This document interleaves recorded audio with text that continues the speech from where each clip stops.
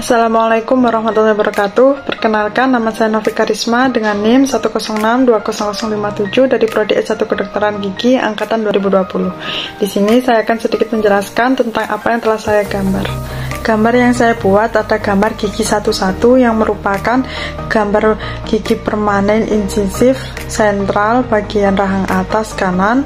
Yang kedua ada gigi 12 yang merupakan gambar gigi permanen incisif lateral bagian rahang atas kanan. Yang ketiga ada gigi 13 yang merupakan gambar gigi kaninus rahang atas kanan. Di sini ada gambar gigi permanen incisif sentral rahang atas bagian kanan, atau bisa disebut dengan gigi incisif 1 rahang atas kanan.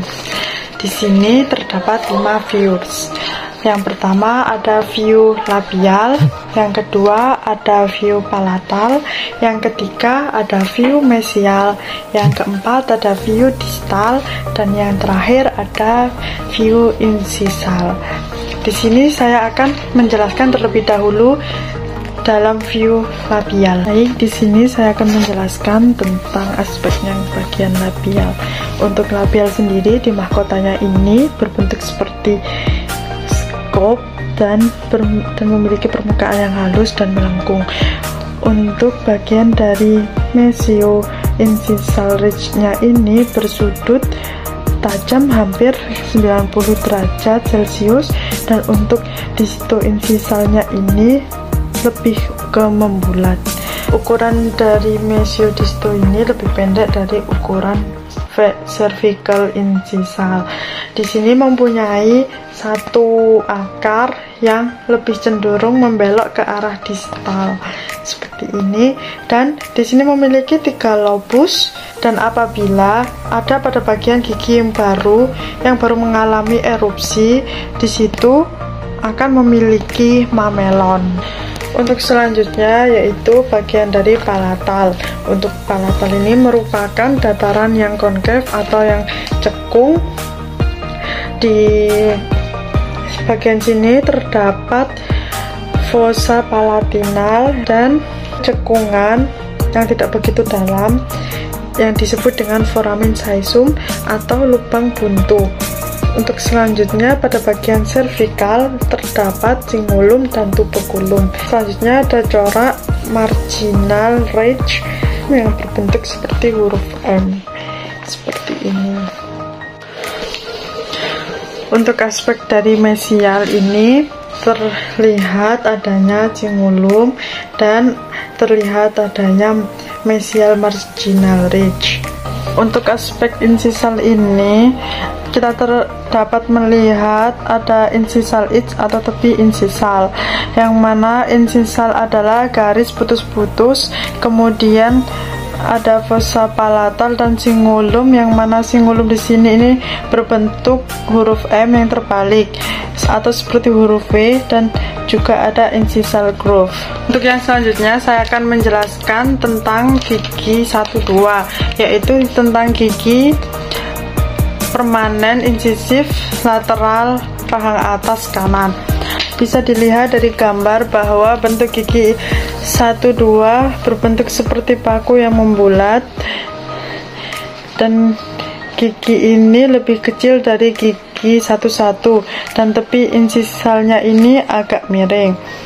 Kemudian mahkota ini berbentuk lebih membulat dan akarnya ini lebih ramping, dan dilihat dari view labial ini terlihat berbentuk seperti persegi panjang, di mana sudut dari mesio incisalnya ini agak membulat, dan untuk sudut disto incisalnya ini sangat bulat. Untuk akarnya sendiri ini membengkok ke arah distal, cervical line melengkung ke arah apex, dan mahkotanya lebih membulat dibanding incisif pertama. Namun bagian yang paling bersudut merupakan bagian dari mesial. Kemudian lanjut ke view palatal.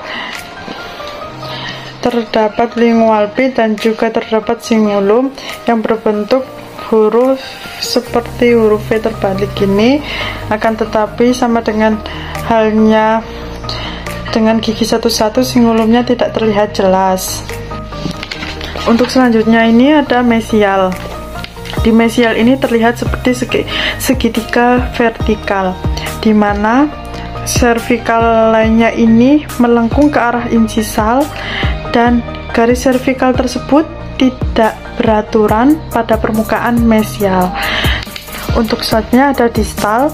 Di distal ini pandangannya ini sama seperti mesial di sini.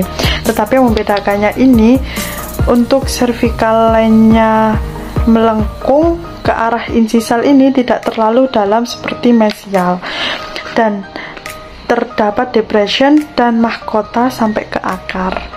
Untuk bagian insisalnya ini permukaannya lebih lebar dari permukaan palatal. Garis insisal ini mengikuti lengkungan geligi. Jadi bagian dari distal dari garis insisal lebih ke arah palatal. Terdapat juga fossa palatina yang terlihat lebih dalam lagi dibandingkan dengan gigi satu-satu. Yang terakhir yaitu gigi permanen caninus tangan atas sebelah kanan. Gigi 13 ini merupakan gigi caninus kanan atas yang dapat dilihat pada gambar ini, bahwa gigi caninus ini mempunyai kaps tunggal dan mempunyai akar yang panjang. Dan aspek labial ini, pada view ini terlihat bahwa akarnya ini meruncing dan mengarah ke arah distal. Dan untuk sudut kemiringan antara distal dan mesial ini lebih tinggi ke arah distal daripada ke arah mesial. Di aspek mesial ini cenderung kapsnya ini agak ke cembung daripada gigi 11 dan 12, dan untuk puncak kapsnya ini ke arah labial dan ke arah servikal. Pada aspek distal ini, di sini sama seperti aspek mesial, tetapi servikal lainnya ini tidak terlalu dalam seperti aspek mesial ini. Kemudian ke aspek insisal ini, ridge-nya ini berbentuk huruf seperti huruf V.